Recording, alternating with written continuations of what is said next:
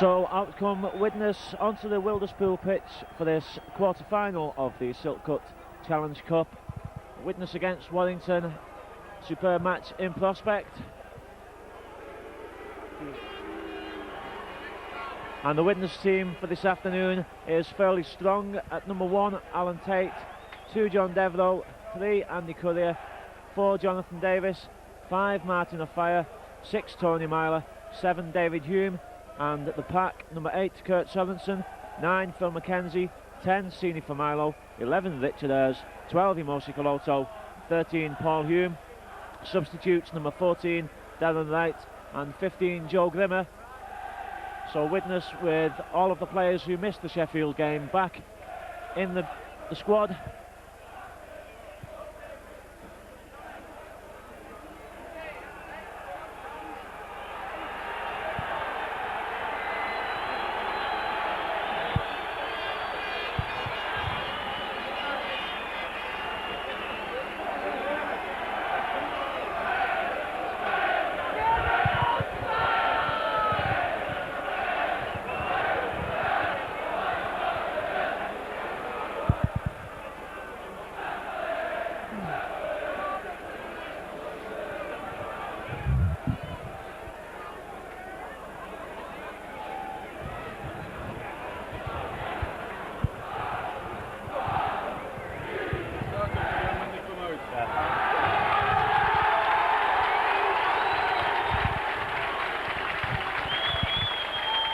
And a huge cheer greets the Warrington team as they come out onto the home pitch.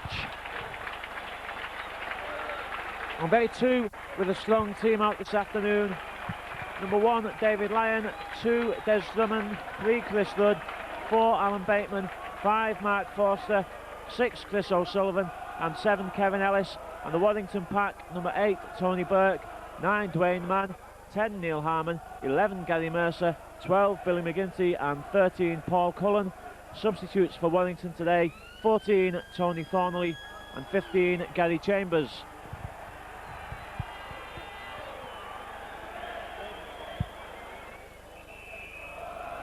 And the match officials for this vital clash this afternoon: the referee is Mr. J.E. Smith of Halifax, touch judges Mr. J.J. Beach and W.H. Walker.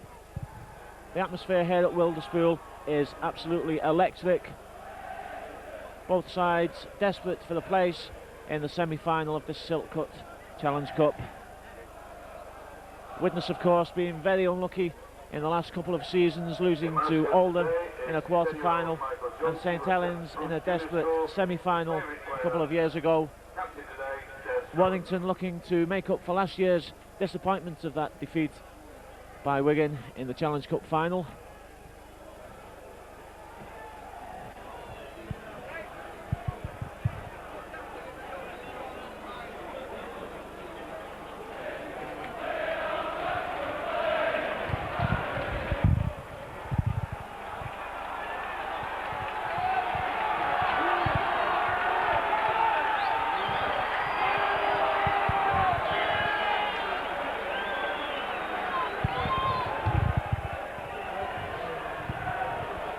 So it's Warrington to start. The atmosphere builds up.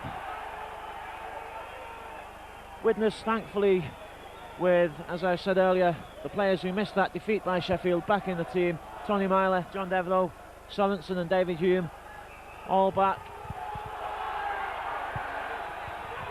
And Emosi Coloto, the first player to field the ball, beats the first tackle and throws it out to Currier. And the first immediate touch for Martin O'Fire. O'Fire knocks off the first tackle. And O'Fire stays down. Well, it's not often that Martin O'Fire stays down after the tackle.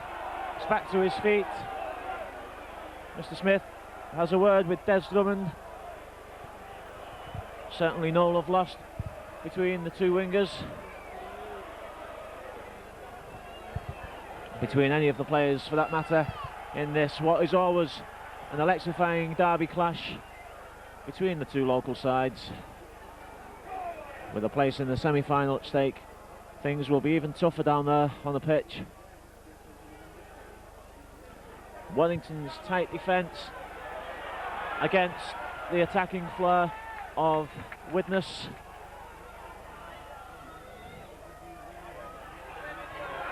And in 3 meetings already this season, while Widnes have won 2 and Warrington have won 1. And this game certainly on a knife edge. Victor Ayres comes in, suffering from a groin injury last week. Tony Myler also had the same problem and missed the Sheffield match.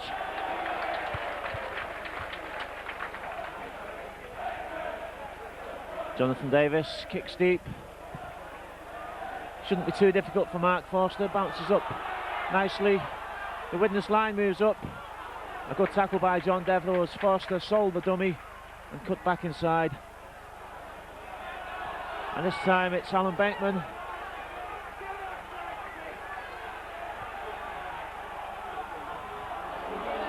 Good tackle by Paul Hume as Neil Harmon came charging in. And I suspect this game will take some time to settle down.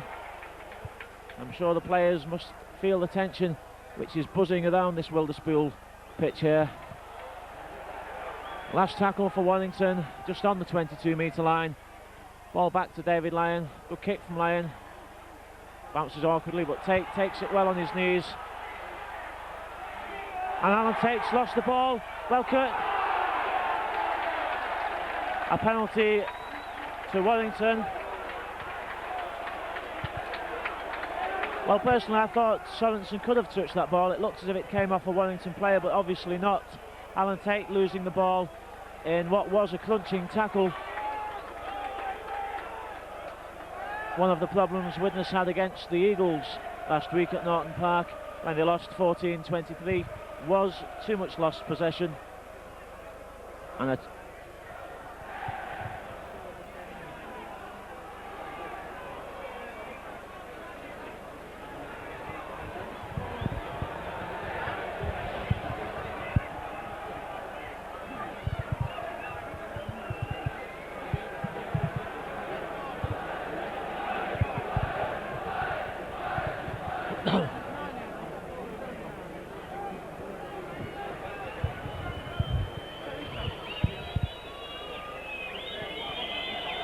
so David Lyon steadies himself.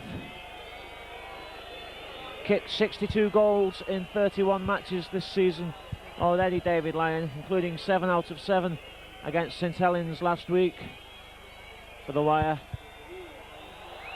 45 yards out, but he caught that one badly. Caught it on the inside of his boot and it's skewered off to the left of the posts.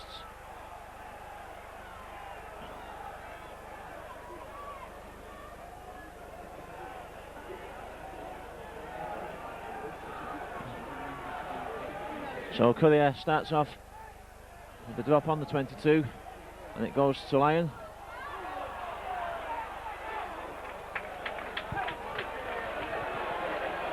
Mark Forster, that was driving in for the Wire. And on both sides, it's obvious in these opening minutes, fired up in defence. I don't think we've seen one missed tackle, although Gary Mercer bumped off a few there.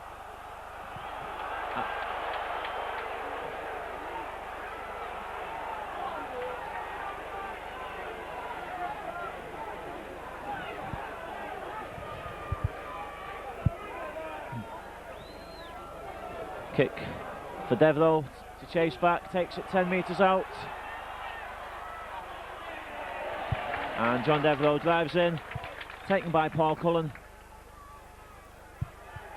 Courier.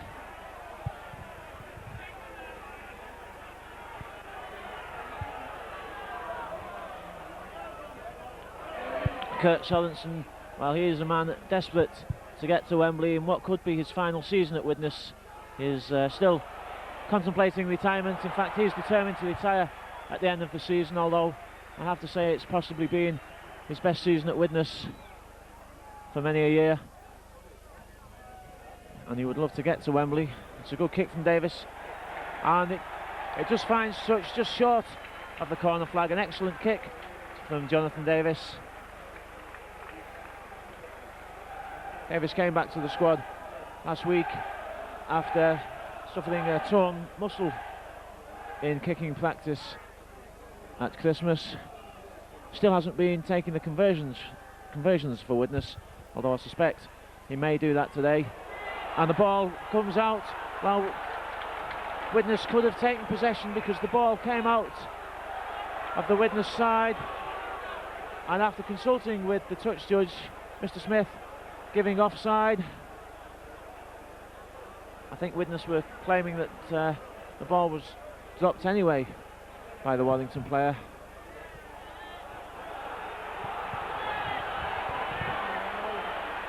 Paul Hume, dummies, and another dummy. Milo's going for the line. He just, well, he can't be far short, and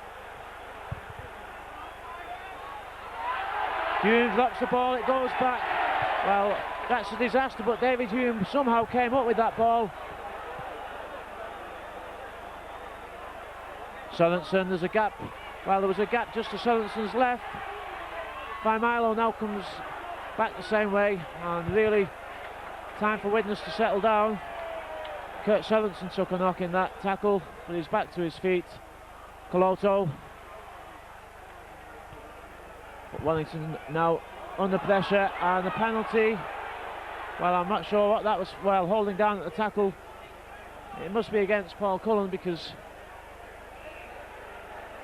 the other Wellington player, I think it was Chris O'Sullivan, was still on the ground.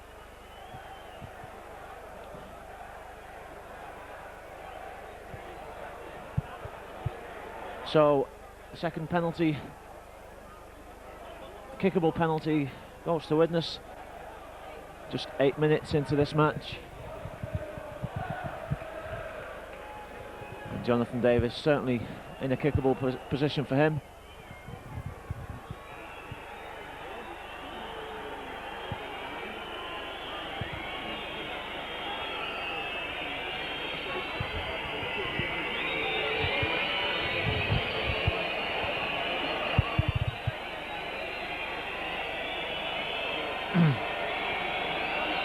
Just past the 10-metre line, just to the left-hand side of the sticks, facing the Wilderspool crowd, the Wellington fans down at that end whistling. Davis steps up and he kicks his first goal since Christmas, and it's a vital one. It gives Widnes a lead after 10 minutes.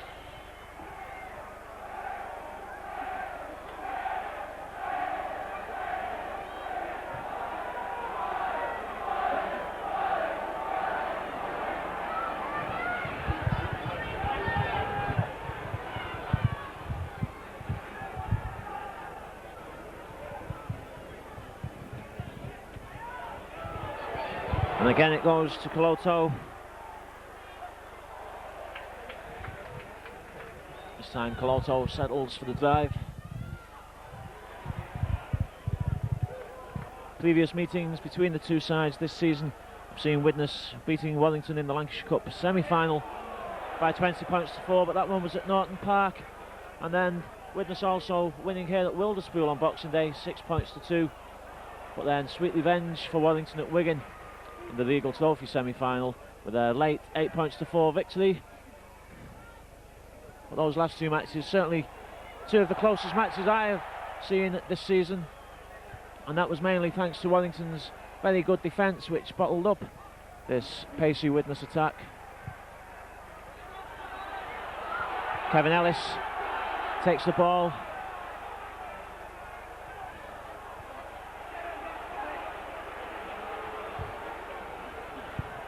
Man.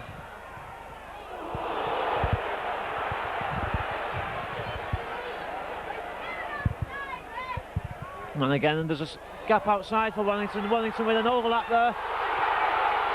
And he's going for the line. Bateman just caught by Andy Currier. Down the shirt collar, but Alan Bateman going for the line there as Wellington found themselves with a massive overlap against Widnes. Kevin Ellis attempts a drop goal, but it's nowhere near. Well, John Devereux and Andy Currier have a word down on the pitch about what happened there, because Bateman caught Currier and Devereux in two minds.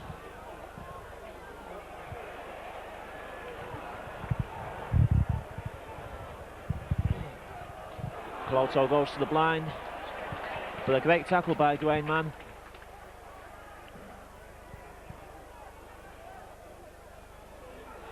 Faimilo knocks off the first, but Neil Harmon just hangs on to Faimilo's boot. McKenzie kicks to the blind, just past the 22. Good vision from the Widnes hooker. And again the wire back in this 22 metre line, which is where Widnes want to keep them.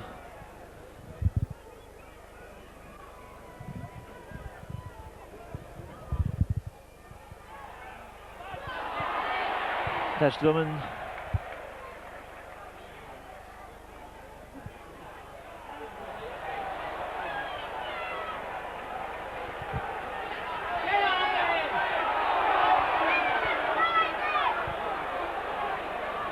It's a good running from Tony Burke, but can't break Davis and Courier.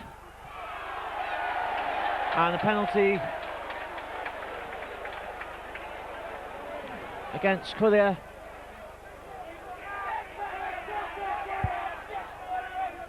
So Warrington the chance to move into the Widnes half. Tony Burke back in the team at the expense of Gary Chambers, who moves on to the substitute bench. But I'm sure the Warrington fans will be glad to see Burke out there in the number 8 jersey.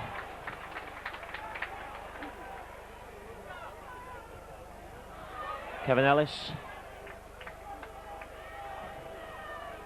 had a massive impact on rugby league in Warrington, certainly Kevin Ellis, since converting from rugby union, and already forced his way into the Great Britain Test squad. Sullivan, Devereux stops it with his foot, and a good break from Devereux, and Devereux's going down the wing. He's got Lyon to beat, he can't knock off Lyon. A superb tackle by David Lyon, and a penalty for holding down in a tackle. A great run from John Devereux as he took that ball from the floor, and a standing start. But a crucial tackle from David Lyon.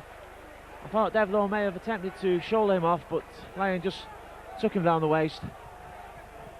And David Lyon certainly having a great season, had a superb match against St Helens.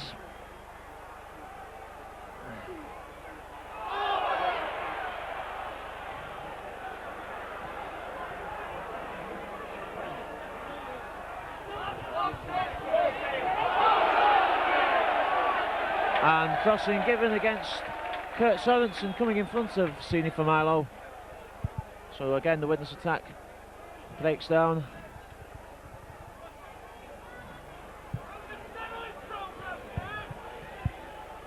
David Lyons puts that one deep, just short of the halfway line.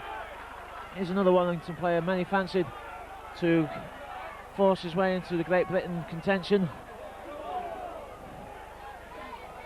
Facing Alan Tate today, who's in a similar position.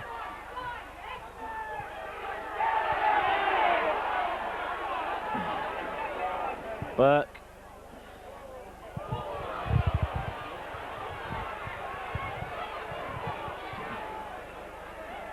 Sullivan dummies. But both sides' defence really holding out in these early stages. Just one really break by either side from Alan Bateman and one from Jonathan Davis, John Devereux for Widnes. But again Warrington with space on the outside. Inside ball to Ellis, and the ball still moving across. A knock on, I think, against Jonathan Davis, yes.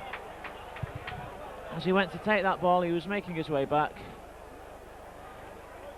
But he picked it up and knocked on, so something of a let-off there for Warrington.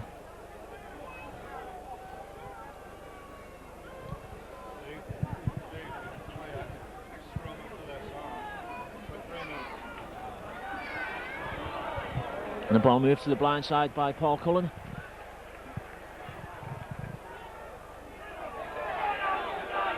And again, fast hands for Wellington, could open the gap here. And there it comes, and David Lyons going for the line. He's just got Alan Tate to beat. Tony Myler was with Lyons, and Lyons stumbled as he came to Alan Tate. and it looks like the penalty is going to go against Chris O'Sullivan for pulling away the Widnes player, and that is a silly penalty to give away.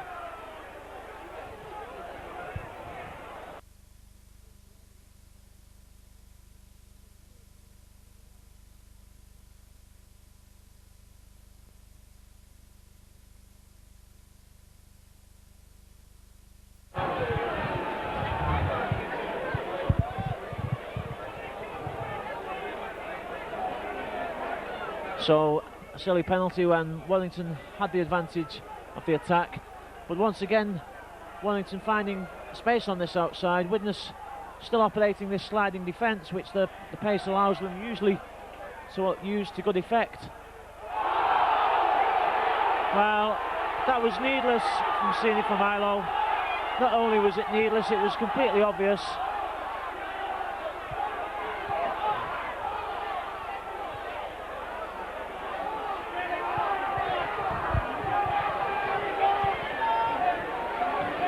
And Mr. Smith takes his time before making his decision.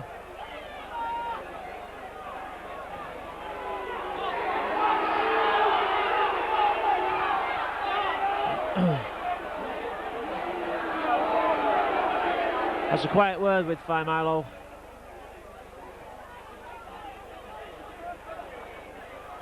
And also speaks to the Wellington player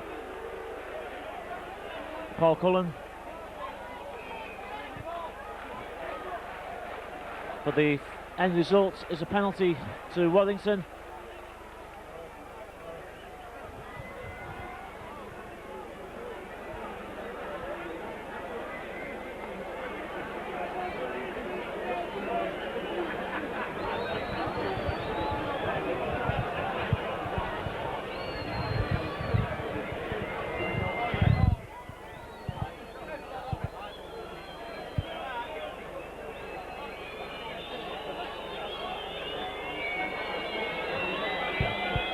So David Lyon with his second conversion attempt in very much a similar position to his last one, and I'm sure that Lyon, being the kicker he is, will have made necessary adjustments to his kicking technique to modify it. And this time he makes no mistake, straight between the uprights. So the score's level again as we're midway through this first half.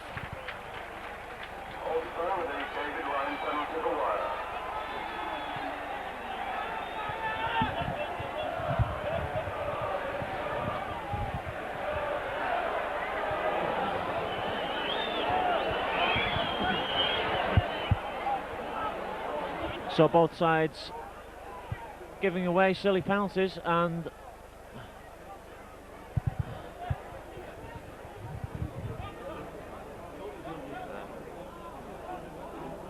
leave it. I'm off now. Yeah. Is it clear? Yeah.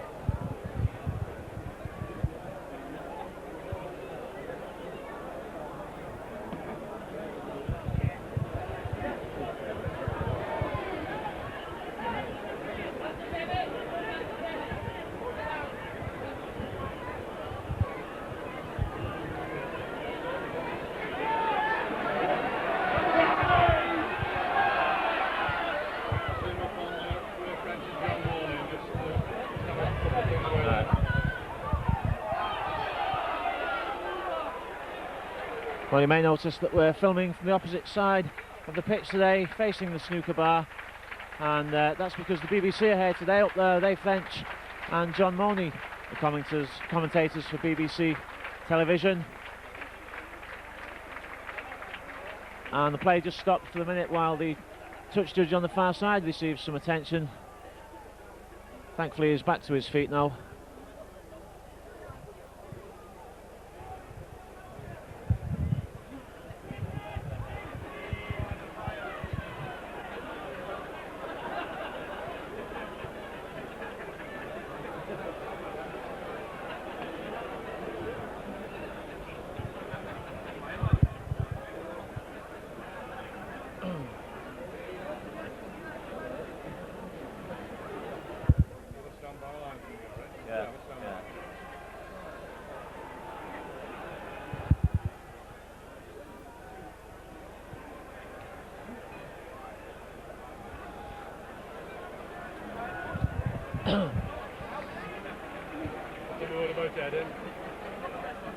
Hey?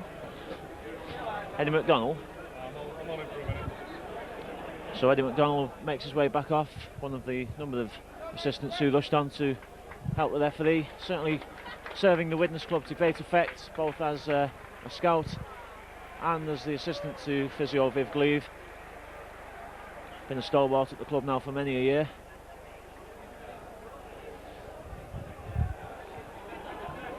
So the game gets back underway.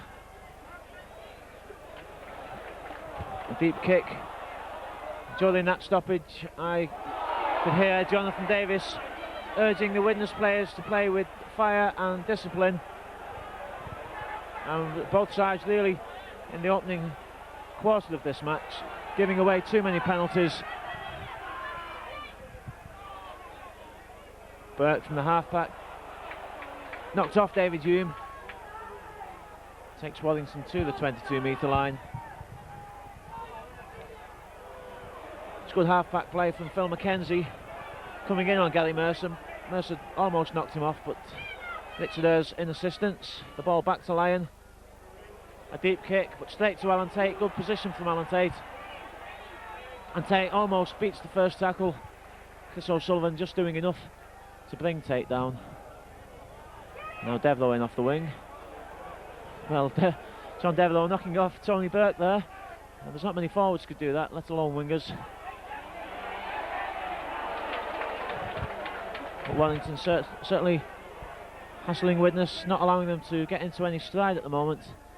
The Widnes pattern of play breaks up slightly. A great tackle on Imosa Koloto. The ball back to Davis for the kick.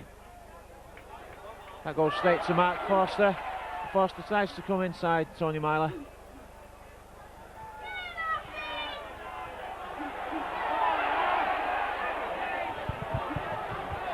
Dwayne Mann.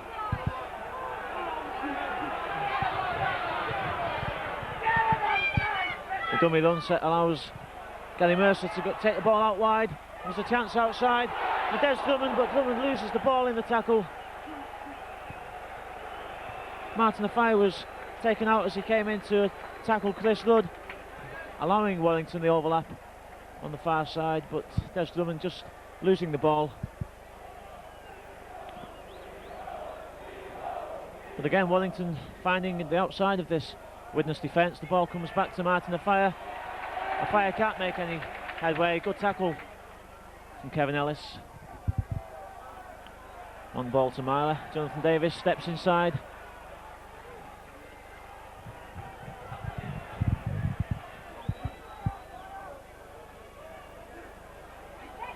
Myler dummies, turns, looking for support. The ball goes loose, kick back to Paul Hume. Kurt Sorensen. Sorensen determined not to go down, eventually does. McKenzie looks for support, and there's Tony Myler. Myler looks for the inside ball, eventually decides to settle the ball. Sorensen, the ball comes off Courier. And I think the first knock on given against Andy Courier.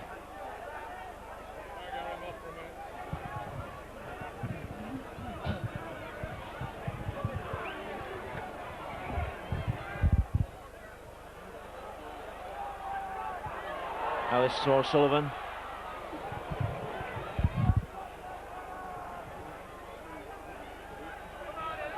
And again Wellington look for space on this outside. Bateman knocks off McKenzie. Kurt Sorensen just comes in to make the tackle. Well, that's not the best of balls. And Billy McGinty had really very little chance of hanging on to that one. Richard Ayres pounces on the loose ball. Koloto, Jonathan Davis juggles but hangs on. And again Koloto looks to the blind. Widnes now on the halfway. But I think, as we expected, the defences of both teams at the moment keeping the upper hand, making it very difficult for either side to establish a pattern, and it will possibly take a flash of individual magic from somebody to bring the first touchdown in this match. Jonathan Davis again kicks deep. This time it's wide of the mark, straight into dead, so it's a tap on the 22. Quickly taken. The good ball out to Bateman. The good tackle, combined tackle by Coloto and McKenzie. Billy McGinty drives in. Man and man finds a gap in the acting halfback.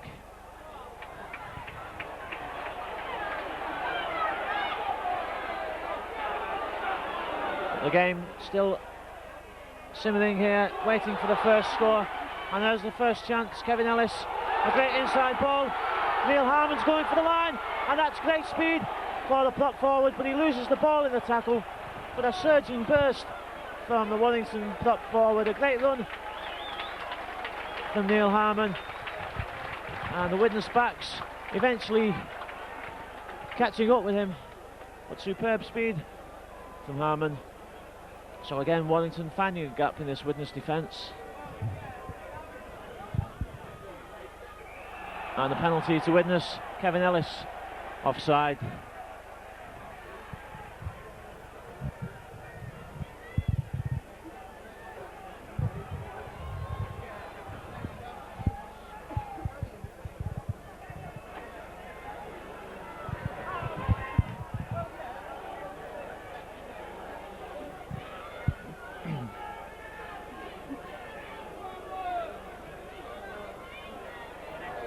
So Kurt Sorensen dives in.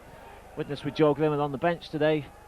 We've seen many a time that Grimmer started and swapped with Sorensen at half time or thereabouts, but today Sorensen determined to be involved in this big match. Also with Darren Wright on the bench as Jonathan Davis comes back to the centre spot. Meanwhile, McKenzie comes blind and throws the ball inside.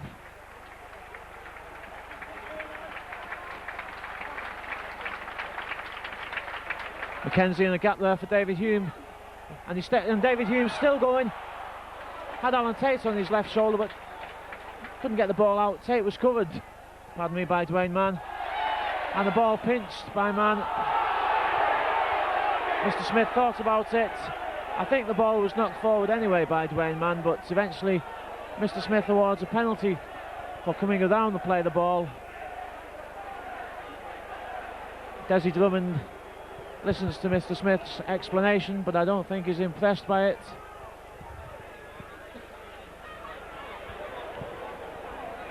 So a second chance for Jonathan Davis to kick off the 22 under the sticks.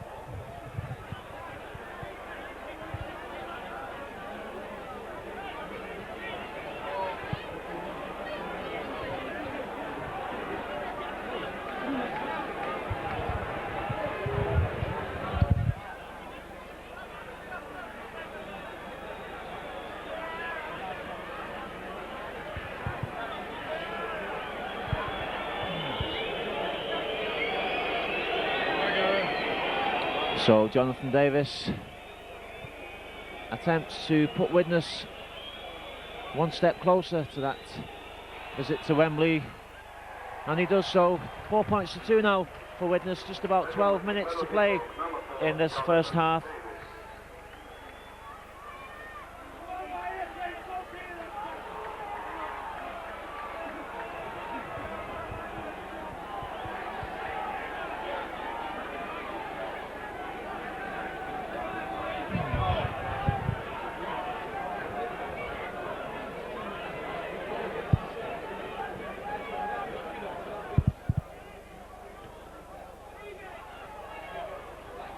John Devlow comes on to the ball off Tony Myler. That penalty against Wellington just emphasising the fact there that both sides must have exemplary discipline here this afternoon. Can't be any excuses for Mr. Smith to award a penalty. The discipline must be tight, because the way this game's going, it's penalties which will decide the match.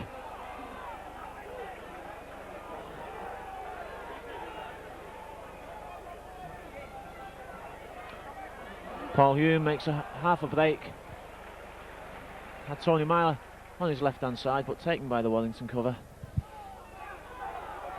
Mackenzie from the half back slips the ball out to Richards. Martin Afire was lurking outside the Widnes second row. And again Mackenzie goes to the blind. It's a high chip, but well taken, and well, perilously close to touch there, but very good catch. And Chris Ludd on that far wing.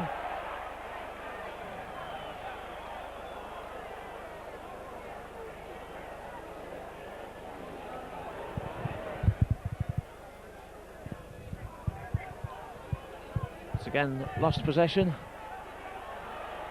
Widnes move the ball out. Tate's in the line, but he can't get the ball away.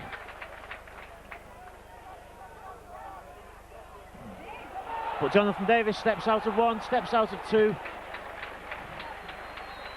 Almost beat the cover.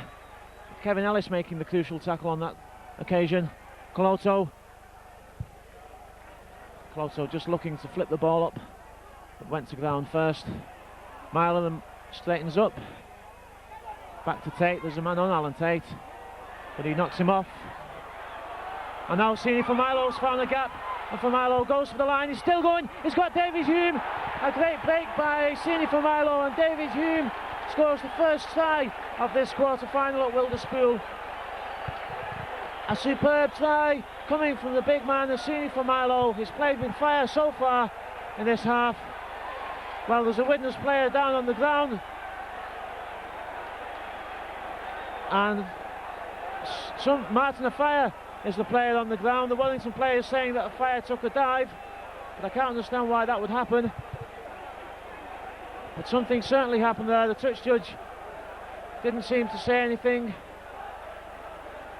Not sure whether the video or the television cameras picked that up, but either way, it's a superb try for Widnes. Widnes kept the ball alive. A great break from Sini for Milo, knocked off 2 or 3 tacklers, just flicked the ball out to David Hume in support. So it's 8 points to 2 now for Widnes, with Jonathan Davis' conversion attempt still to come.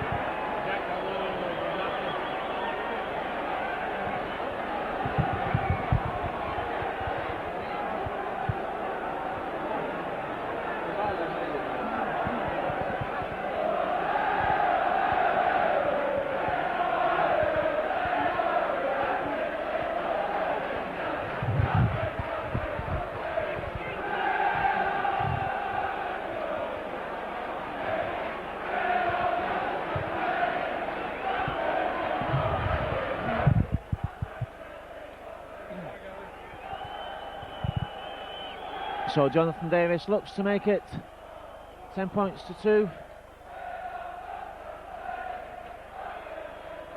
And he makes no mistake. Widnes increase the lead. 10 points to 2.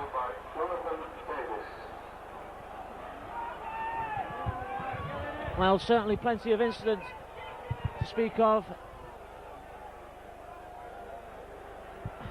And unfortunately, problems in the crowd as well behind the Widnes goalposts, and it would be a pity if this crucial and highly exciting match was spoilt by a small minority of spectators. It's being televised live by the BBC, and no doubt if there's any problems that will make the headlines far more than the match itself will. However, back to the important stuff down on the pitch. inside the last 5 minutes, plus stoppage time added on by Mr. Smith. And Widnes 10 points to 2 up.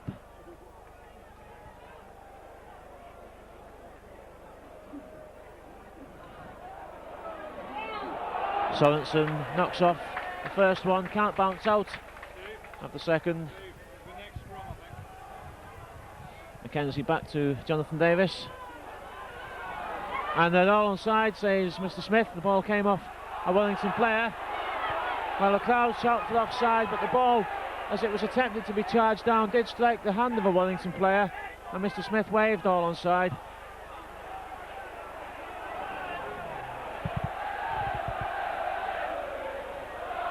Harmon knocks off Coloto, but the Widnes line was firm. Kurt Sorensen making the tackle.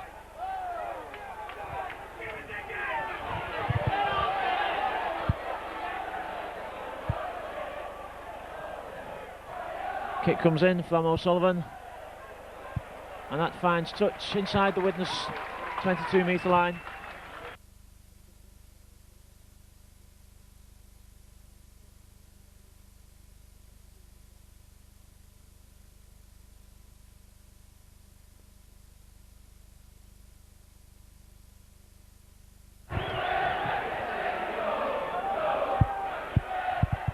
Hume comes away from the scrum, can't make any ground as Kevin Ellis chases him round the back.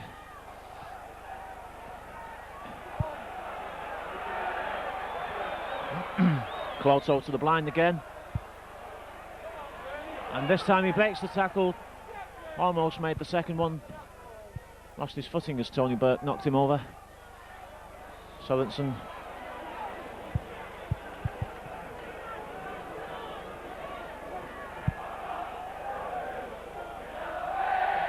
David Hume straightens up, but this time he can't find the gap. Good defence from Warrington, keeps Widnes on the 22.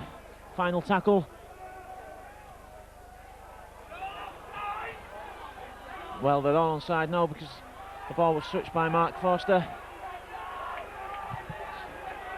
Well, the crowd shout, give him 10 yards, but when the ball is touched by a player, if it's not fielded cleanly, the opposition don't have to give him 10 yards once he's touched the ball, unless he catches it cleanly.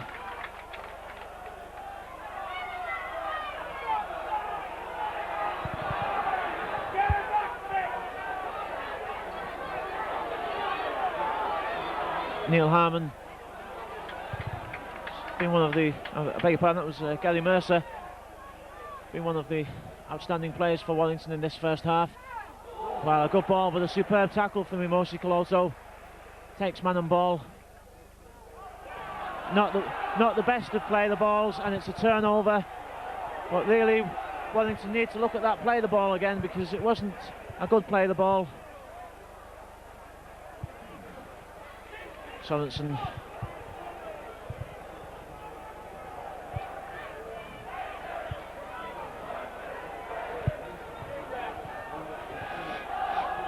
So as we approach the final minutes of this match, of this first half very much dominated by defence. Widnes just gaining the upper hand. And now Widnes look for the kick, but it comes out. Coloto flings it back. Sorensen thought about passing, but the Warrington defence had moved up into the Widnes line, so the big Kiwi hangs on to the ball. Final tackle. Jonathan Davis takes that one, and he can't get the kick in. Jonathan Davis looked to come outside Chris O'Sullivan, but he couldn't make it. And a good ball outside to Mark Forster. John Devereux recovered his ground. Mercer again knocks off the tackle and still going. And again he puts his shoulder in, this time knocking off Courier.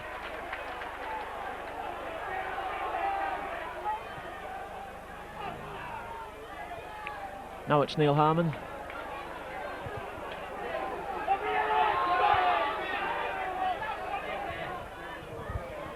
Ellis, Sullivan run around, but Ellis drops that one. And well, Mackenzie kicks through and loses the advantage there. Well, shoulder to shoulder, Alan Bateman and Andy Currier. Tony Burke against Sini for Milo, opposite numbers, taking on opposite number here. Widnes lost the advantage when Mackenzie kicked through, and now Mark Forster goes through. A great tackle from David Hume, a copybook tackle from the Widnes scrum half. Mercer again beats Sorensen this time, can't beat Tony Myler, but Warrington now looking to get a score before half time to put them back in this match.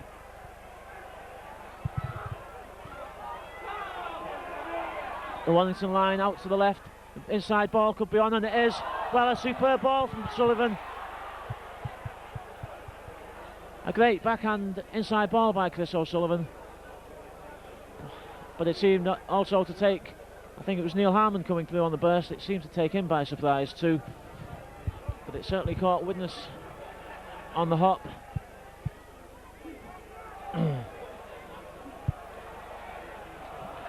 So Widnes now must look to steady this down.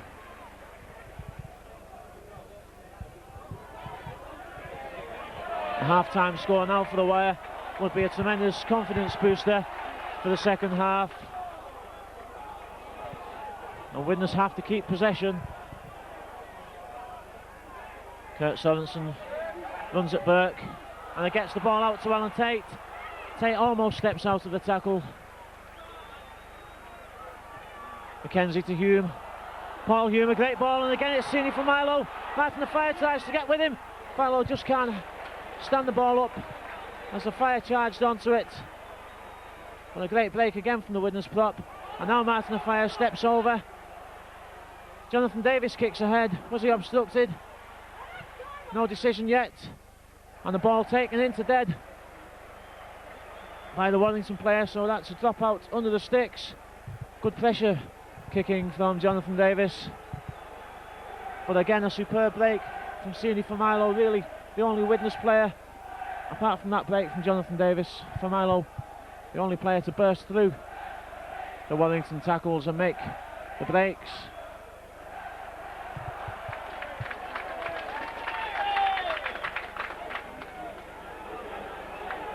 Tate allows that one to bounce before taking it. Dummies. Looks for the gap, but he can't find a gap in the Warrington line. And there goes the half-time hooter in a tremendously difficult first half. Defences on top, full of incident, full of action. Early score for Widnes from Jonathan Davis with the penalty, but equalised by David Lyon with another penalty. Then Davis put Widnes ahead by 4 points to 2, and then the only try of the half coming from David Hume off a break by Sini for Milo. That converted by Jonathan Davis. The half-time score in this Challenge Cup quarter-final at Wilderspool is Warrington 2, Widnes 10 points.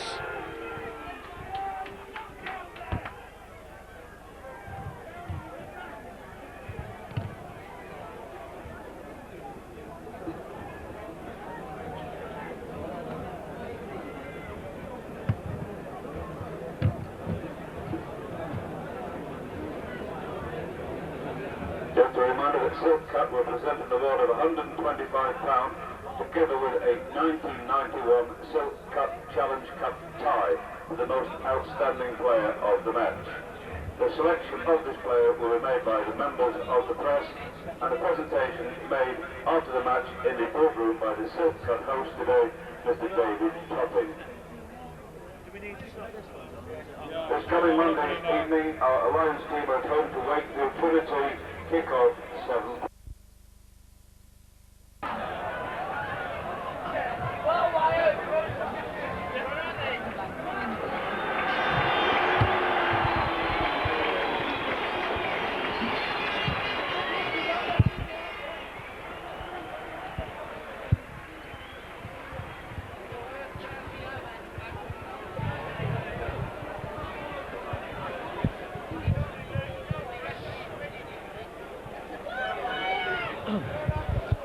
So out we come for the second half in this Clash of the Titans, and we're certainly in for a tremendous battle in this half.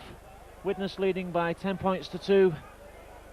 perhaps not the most exciting of first halves, both sides evenly matched in defence, but the decisive breakthrough made by Widnes.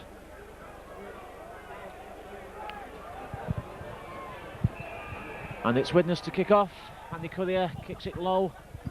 That bounces up nicely for Kevin Ellis, and in comes Desi Drummond. Been in superb form lately, another influential match against St Helens. Billy McGinty makes the gap, and Warrington come out fighting in the second half. Tony Burke.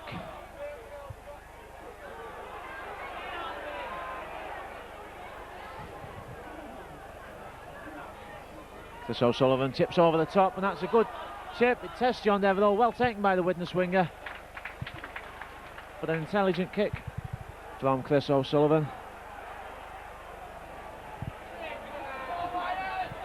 7 Challenge Cup meetings since 1950 between Widnes and Warrington. Widnes have won 4, Warrington have won 3 of those.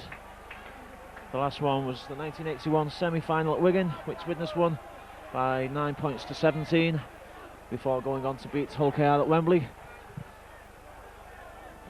But the Chemics not been to Wembley since 1984. Good kick from Davis, but well taken by David Lyon. Can't make any ground.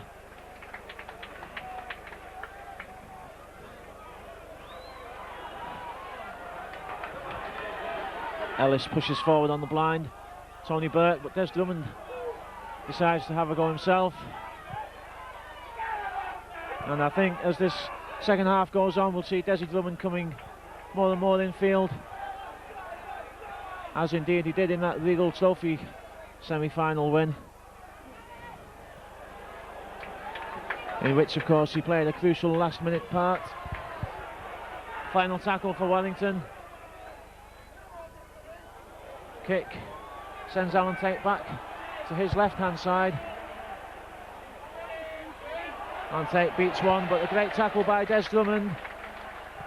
Alan Tate's been in superb form since coming back into the Widnes side against Batley after an early season injury. Kurt Sorensen almost made the gap. And a penalty against Paul Cullen, again for holding down at the play of the ball.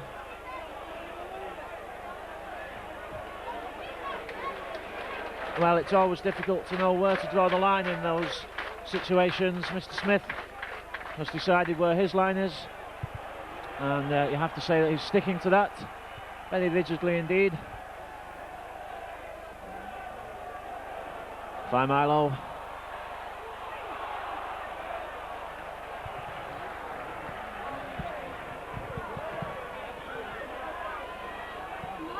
Widnes inside ball to Coloto, but the gap wasn't there, but Coloto makes it. Still going, he's got Alan Tate outside, but a wise decision by Mosi Coloto. Keeps hold of the ball. McKenzie. Great flick up to Richard Ayres. Saw the gap, but just lost his footing. So early attacks from both sides. A chance for Widnes, well held by Jonathan Davis. Contemplates the kick, but goes for the gap, steps out, and he's still going, Jonathan Davis. A great surging run from Jonathan Davis. 2 typical Davis sidesteps made the gap, and McKenzie goes for the line.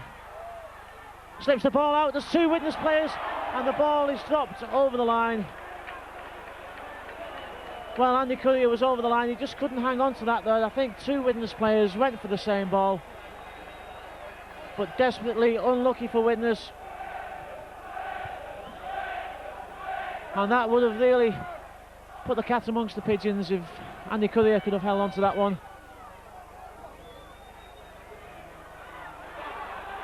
But certainly in the opening stages of this half, both sides managing to find gaps which weren't there before.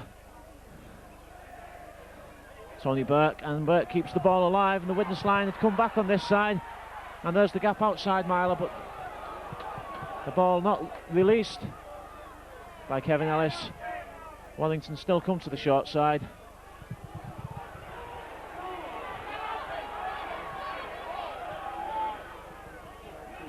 Ellis, inside ball, but David Lyons can't make any headway. The last tackle and there's no one behind. Paul Cullen forced the kick. In fact, Kevin Ellis eventually makes the kick, but now Martin Afire kicks through and Afire's chasing the ball for the line. And can Afire get there first? David Lyons comes across. Superb cover from David Lyons. Martin Afire was within inches of beating David Lyons to that ball, but Lyons bravely went down on it. Exemplary full-back play from the Warrington player, but Martin Afire there almost clinching this game.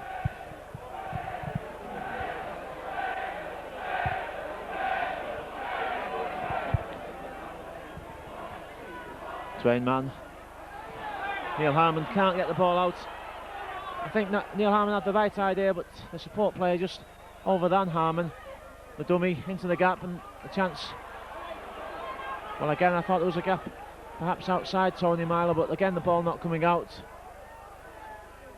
Final tackle, and that goes straight out. That's an awful kick.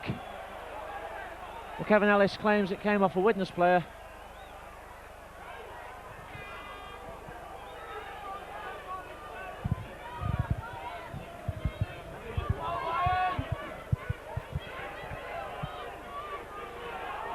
Cine for Milo.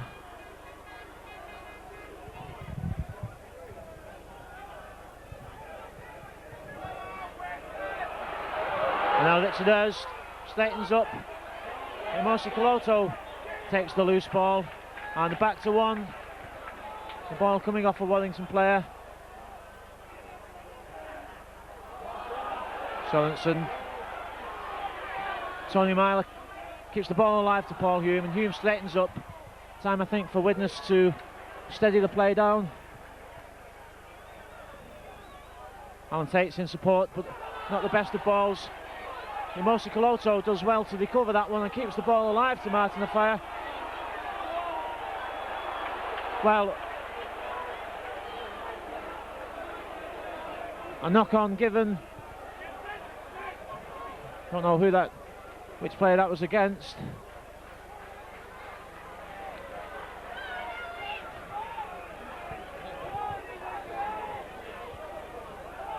But Wellington come away in possession, and David Lyons comes into the line. With a great tackle by Andy Currier as Alan Bateman came bursting through. And now Currier takes the half back. Neil Harmon.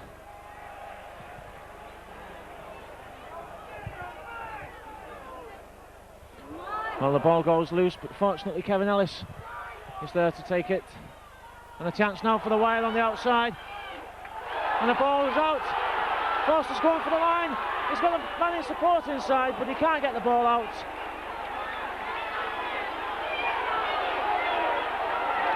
And the penalty goes to Wellington against David Hume for holding down at the play of the ball.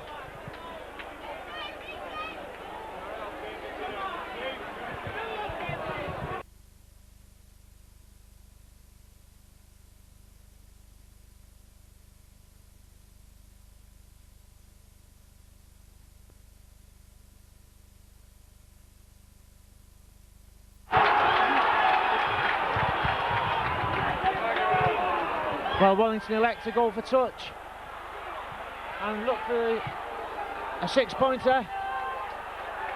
They're heading towards the sticks. The ball's coming out wide, and Desi Drummond's shouting for it on this touch line. But Chris Ludd can't get the ball to Drummond, and the ball's lost and picked up by Jonathan Davis. Davis dummies, but settles in. Well, really a large section of the Wellington crowd here in the stands shouting that Wellington should have gone for the 2 points. And I must admit, I'm inclined to agree with that. That would have put them within 6 points of Widnes. And that could be a decision that Desi Drummond will perhaps think about twice after this match.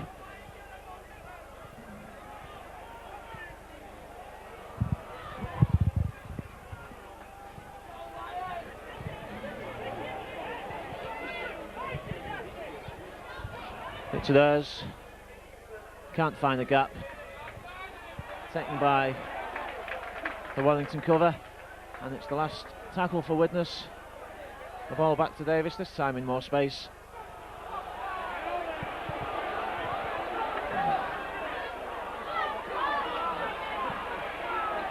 David Lyons fields the ball. In fact, it was Mark Forster taking that one. Lyons going from the acting half-back position. And again, Widnes penalised for holding down at the play of the ball. Well, you can perhaps understand players doing that inside their own 22 when the opposition have made a break, but certainly no need for it in that portion of the field. Widnes just allowing Warrington to make more ground. Kevin Ellis, good ball. I think that was Alan Bateman coming onto that one.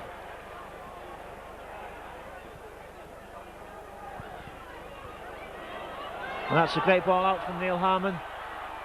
And a chance now for Paul Cullen, but he can't straighten up.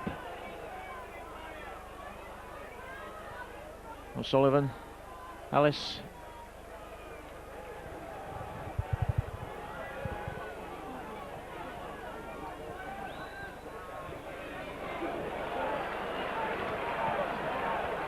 So 10 minutes into this second half, still no scores in this half. It's O'Sullivan kicks Alan Tate towards his touchline. Tate drives in, taken by O'Sullivan. Martin O'Fire comes off the wing. Looks for the gap, but I think the Fire obviously just giving the forwards time to get back. And John Devereux doing likewise. And now the Widnes forwards form up, and the penalty this time to Widnes.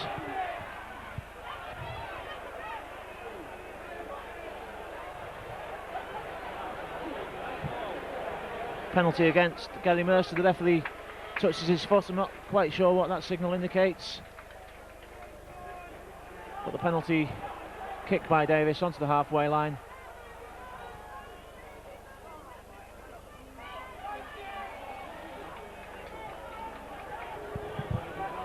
Kurt Sorensen could have possibly played against Sheffield Eagles, but suffering a few knocks after that brilliant performance against Hull in midweek, so he didn't force it. He's out today. I just wonder if we'll see Joe Grimmer coming into this game, perhaps in the next 10 minutes. David Hume caught in no man's land. Nobody coming off Hume there.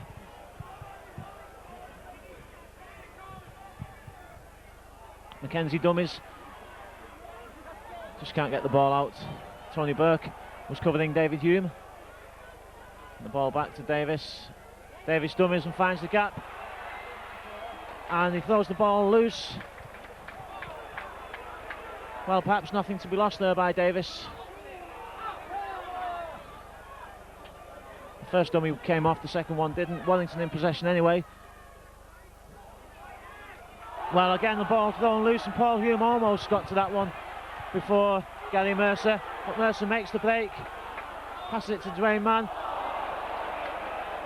Well, Warrington just a little too anxious, perhaps as time ticks on, feeling that the ball must be kept alive, but on that occasion Kevin Ellis knocks the ball to the floor, and Tony Burke is coming off. I must say, in spite of Burke's effort, he has looked tired in the early stages of this second half, and Gary Chambers, who played last week in that 34 points to 20 victory against St Helens, Gary Chambers comes on to the field, and I wonder if that will make some difference to the Wellington pack. Widnes look for the move which brought tries against both Hull and Leeds, with Alan Tate coming into the line on the blind side, but this time it didn't work. Kurt Sorensen stays up, keeps the ball alive. Paul Hume inside. Mackenzie dummies and gets it to Coloto. Richard Ayres. And I must say, it's nice to see there that Widnes didn't throw out a silly pass over the top or anything of that kind. because in the past that's cost them 1 or 2 vital matches, passing when it wasn't necessary. Tony Myler stands the ball up. Paul Hume on his left hand side. And Widnes again push forward towards the Warrington line. Mackenzie throws the ball out to Coloto. And Coloto's going for the line. Imosi Coloto scores for Widnes. Well, that try came from nothing. Imosi Coloto took the ball on this side, looked outside him, and Martin Afire wasn't there because he'd gone in field earlier. And somehow Coloto just stood up the Wellington defence. He saw the massive gap, and there it was. He went for the line, under the sticks, knocked off David Lyons, and the Big Tongan has put Widnes 14 points to 2 ahead. Jonathan Davis should kick this one. And things now not looking very good at all for Wellington. 25 minutes left to play. And the Wire could find themselves 14 points behind after this kick.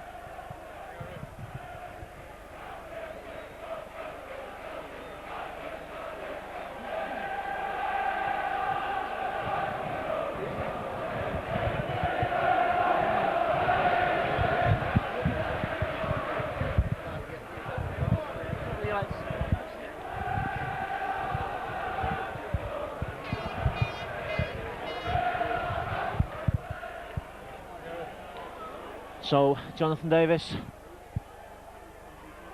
comes up, no mistake, the ball sails high over the stand. 16 points to 2 for Widnes.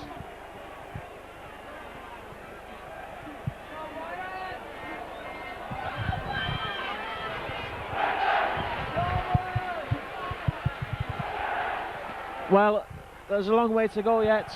We're virtually halfway through this second half. But I must say, who would have thought that either side would be leading by 14 points after those opening minutes? I'm sure that both teams expected this to be a very, very close score indeed. It may eventually prove to be that indeed, but at this stage, Widnes certainly with the upper hand. And that try from Imosi Coloto came from nothing.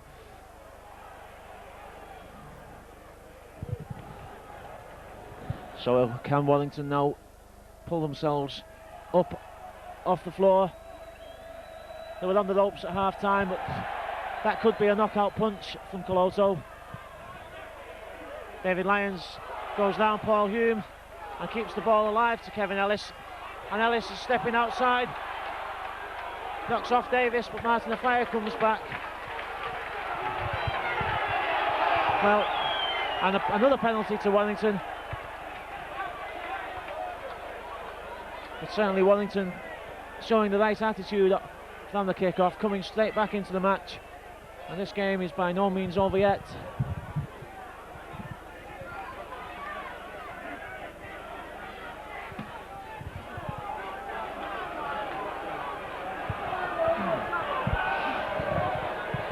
Gary Chambers almost steps out of the tackle. Big driving forward Chambers. Run around move from the Wire. Clifford can't make it. Gary Mercer.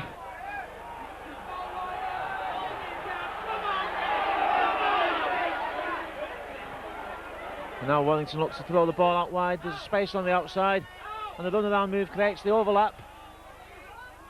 Forster comes in off the wing, can't come inside the Widnes defence.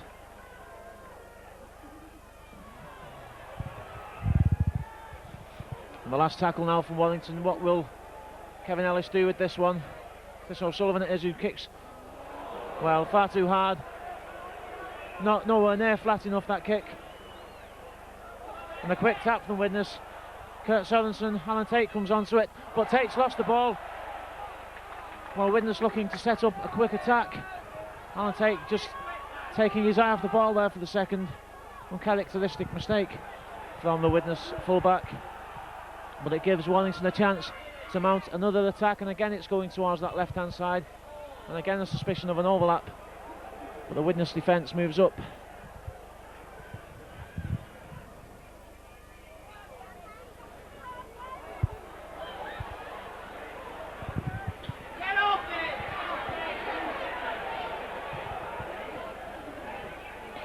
Chambers can't step outside David Hume. Final tackle. Ellis run around. Long ball, well, a long ball out there from Kevin Ellis would have found space on the outside, but Warrington caught in possession on the last tackle. And again Alan Tate comes into the line. Time now perhaps for Widnes to steady the play, slow things down a little bit. Perhaps been a criticism of the Chemics in the past that they've not had that ability to slow the game down when it counts. Faimalo drives in.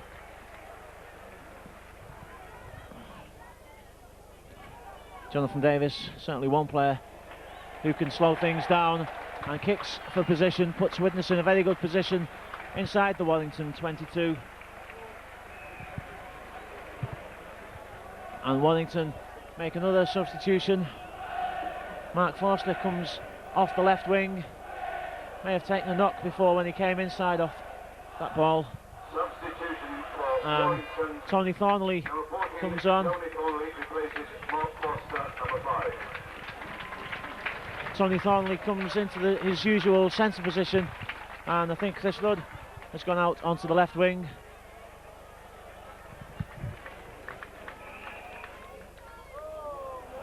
Well, Mr. Smith calls Paul Hume over to have a word, and this looks like a penalty. Well, I must admit I didn't see that one. Something Paul Hume must have said off the ball, but really that's bad discipline from Widnes, and it gives Warrington another chance to make some progress. And again Chambers, Warrington using Gary Chambers as the fresh forward to take in the drive. Looks to set up the move. A great tackle on Billy McGinty by Paul Hume.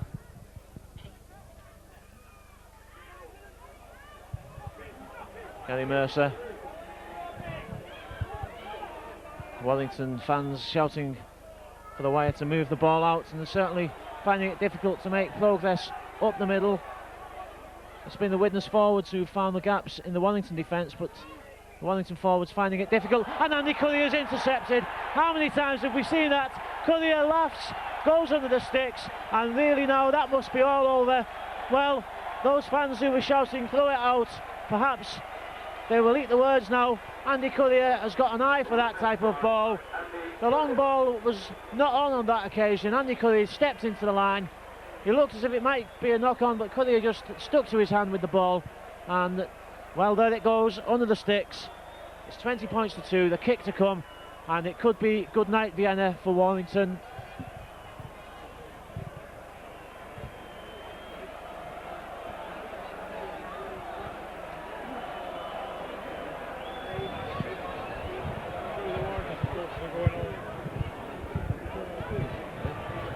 Well, there was a couple of Warrington supporters doing the Wigan walk and leaving early, perhaps realising that their team now have got too much ground to make up. 16 minutes left on my watch.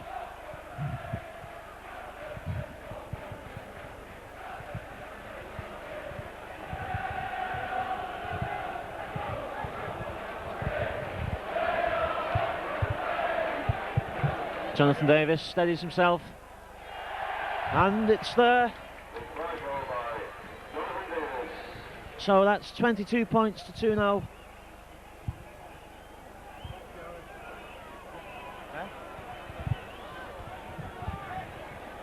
I thought you meant you were off.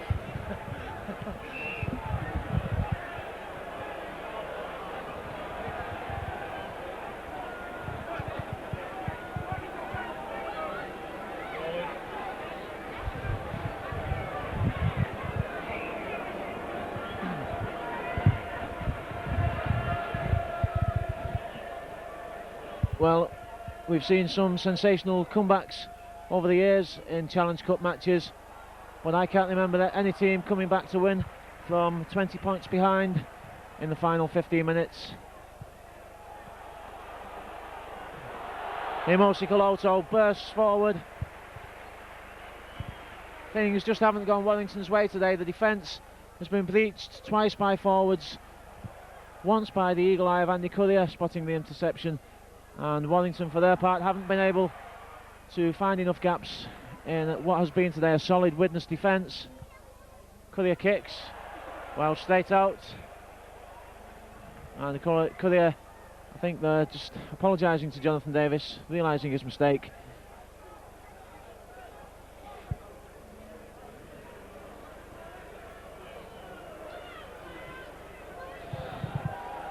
But still, you can never be too complacent in cup football, and in these matches, especially against a team like Warrington, or between teams like Warrington and Widnes, anything can happen in the final 15 minutes. It's never over until the fat lady sings.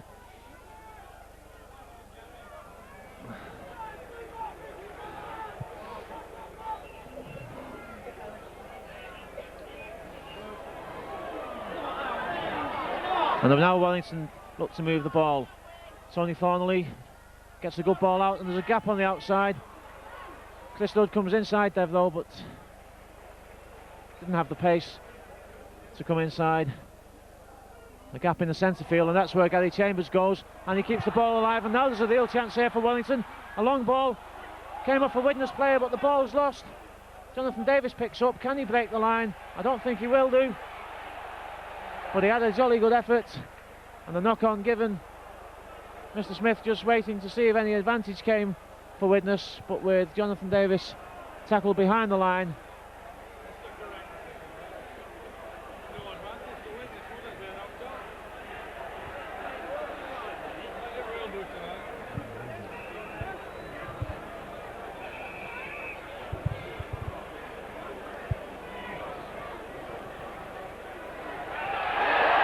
Well, the ball, well, I thought Wellington had won that one against the head, but Mr. Smith says the ball came straight out.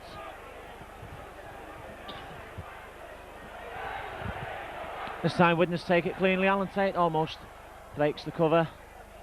Wellington player down on the floor. But this time Paul Hume knocks on. He won't be happy with himself about that. Widnes put themselves under needless pressure. 12 minutes left. Warrington with everything to do now. Widnes still with 2 substitutions to make, or 2 substitutes to bring on if necessary. Thornley slips the ball out, but Martin Afire is going for the line, and no one's going to catch Martin Afire. David Lyons runs, but he's not going to get the second interception, and now it's all over. Martin Afire goes to the Widnes fans behind the post, and what's he saying? I think he's saying we'll see you in the semi-final. Well, Tony Thornley looked to get the ball out to Desi Drummond. I think if it had come off, Drummond would have scored, but Martin Afire just intercepted, and once Afire had that ball, there was nobody going to stop him. 26 points to 2, well, who would have thought it?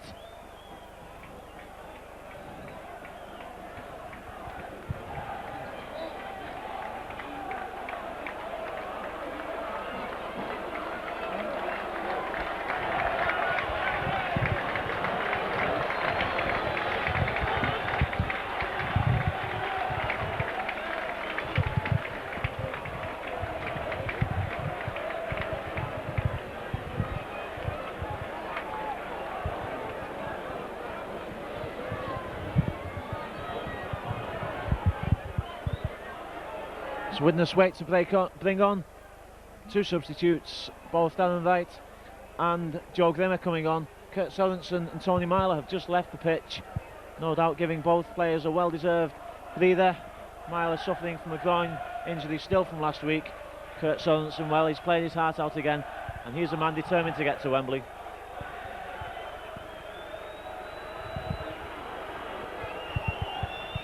Jonathan Davis 10 metres in from the touchline. This time he pulls it to the left.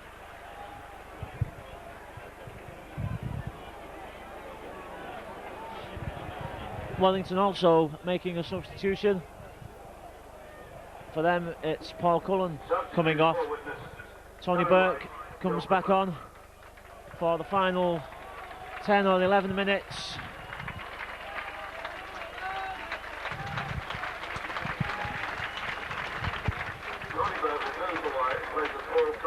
short kick, but Mackenzie picks that one up, steps inside, looks outside for the support.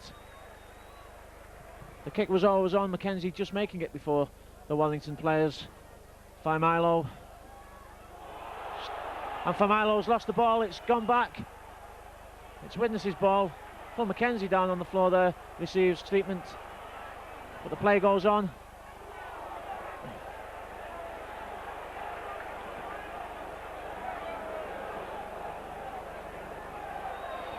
Joe Grimmer can't knock off Gary Chambers, but I'm sure he's glad to be on the pitch. And the ball back to Jonathan Davis. A superb kick from Davis, bounces just before the touchline.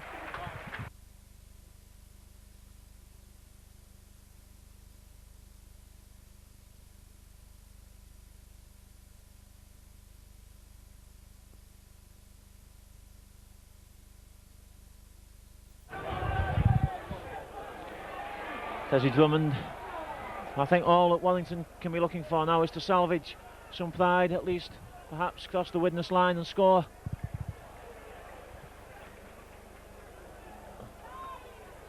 But after the somewhat evenly matched first half, the second half has been Widnes on top, and we've had some excitement, something for at least the Widnes fans to cheer about.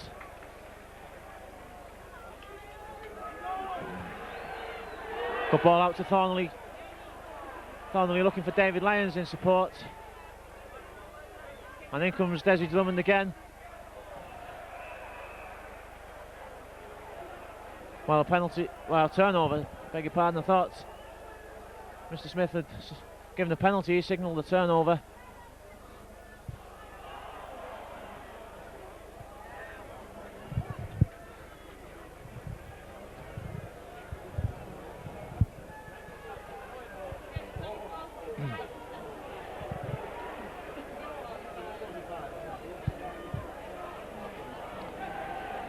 Coloto, dummies inside, dummies outside, keeps the ball himself.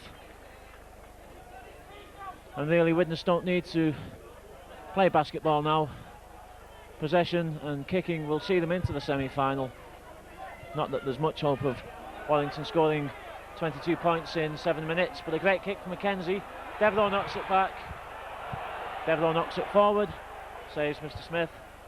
So Andy Currier denied a second.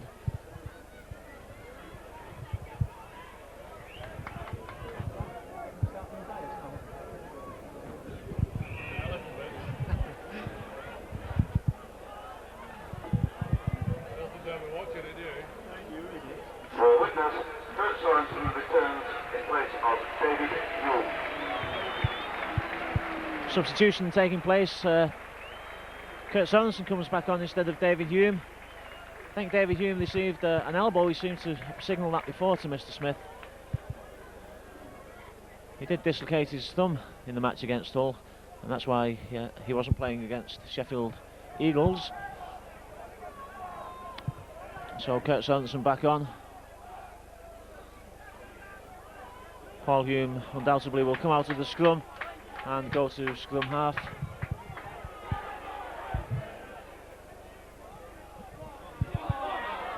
Neil Harmon, been one of certainly a contender for the man of the match for Warrington. Harmon, along with Gary Mercer, who's perhaps been the most influential forward for the Wire. And now, well, it's a bit late to start looking to Desi Drummond to save the game. Certainly likes to lead by example, this Drummond, but it's a bit late to be throwing the ball out to him now. A great inside ball though, and it sets Tony Thornley on the way. Well, he's got men in support, and Thornley's going for the line, and Warrington are going to score in the corner, or just to the right of the sticks. Alan Bateman goes in. Tony Thornley made the break. I thought he should have gone to his left where Warrington had 3 men, but he came inside, beat the Widnes cover, and Alan Bateman gets the reward for his efforts this afternoon. 26 points to 6.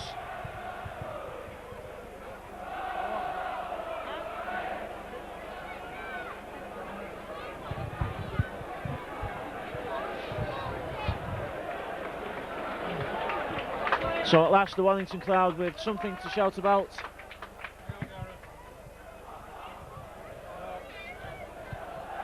But really left it too late to throw the ball out, and that's what that move came from, that score. Keeping the ball alive, throwing it out. And David Lyons kicks.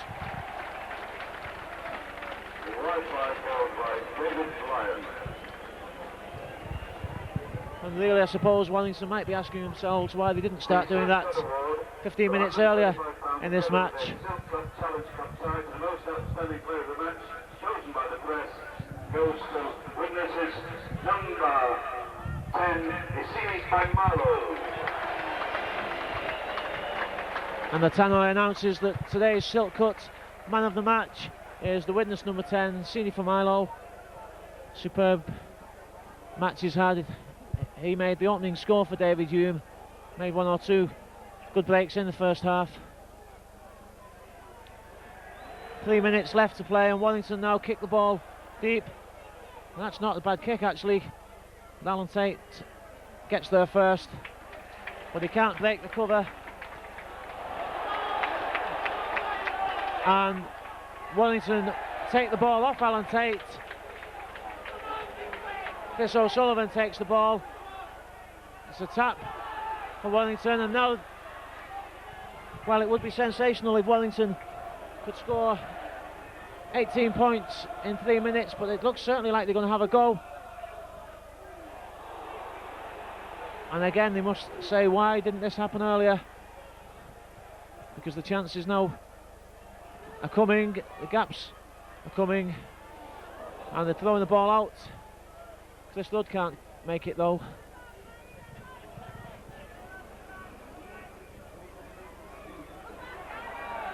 Gary Mercer, but tackled by Marlowe.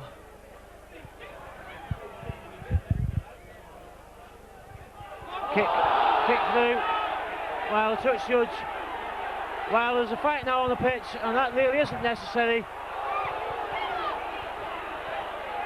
Kevin Ellis, well, he either ran into Kurt Sorensen or he was brought down by Sorensen. I must admit I was following the ball from that kick through, but Chris O'Sullivan then came in and hit Sorensen, and obviously Sorensen retaliated. Really, there's no need for that. The players out there are meant to be setting some sort of an example to the fans, and this is going out live on television, don't forget. Well, if that happened in the stands, the police would be in there. And now Mr. Smith has got some sorting out to do. Both touch judges on.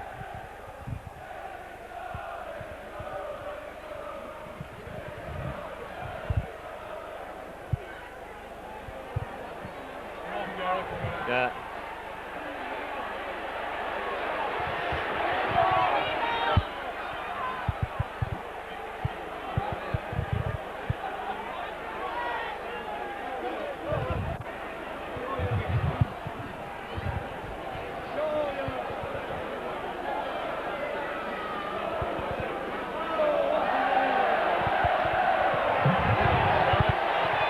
And Kurt Sorensen has been sent, and there's a Wellington player, Chris O'Sullivan, being called to the referee, and he's been sent as well. So both teams down to 10 men. Well, for the next 10 minutes it will turn out actually to be 4 minutes. Wellington charge for the witness line off the penalty. And all of the action in this match certainly coming in the last quarter, and most of it from Wellington coming in the last 6 minutes. Well, I must say, if things had started like this, we would have seen an entirely different match today. Thornley has scored for the Wire.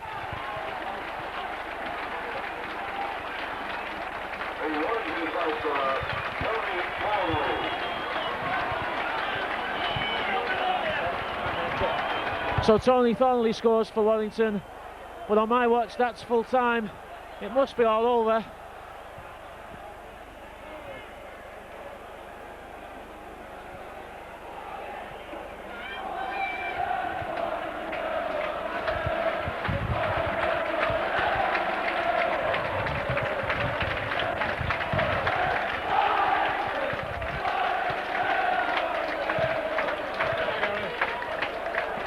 So David Lyons to make it 26-14. And there is the kick. But I make that, well, that's just about full time on my watch. But an amazing comeback in the last 4 or 5 minutes by Warrington.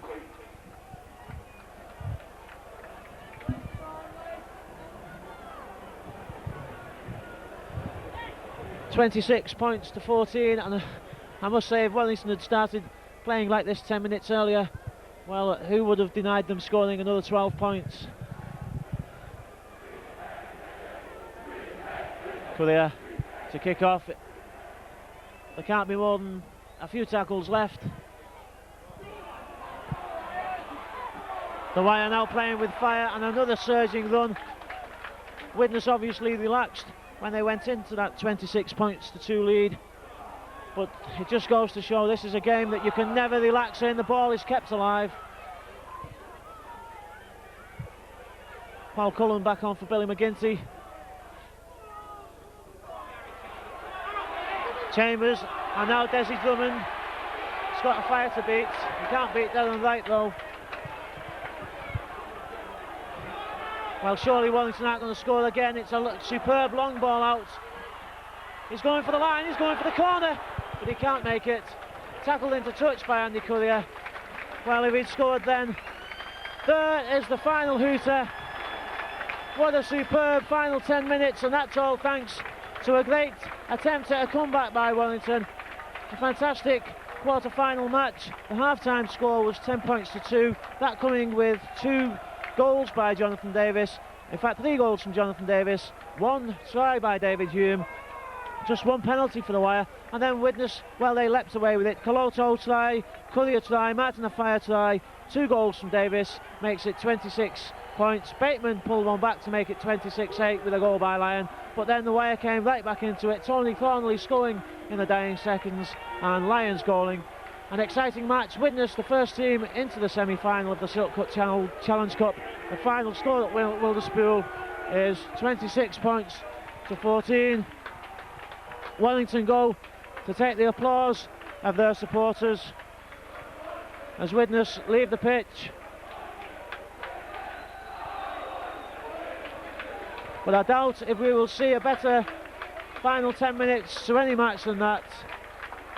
A great attempt at a comeback. Widnes hanging on, winning by 12 points in the end, when at one stage it looked like they might put 30 on Wellington. So Widnes into the semi-final. From Wilderspool, it's goodbye for now.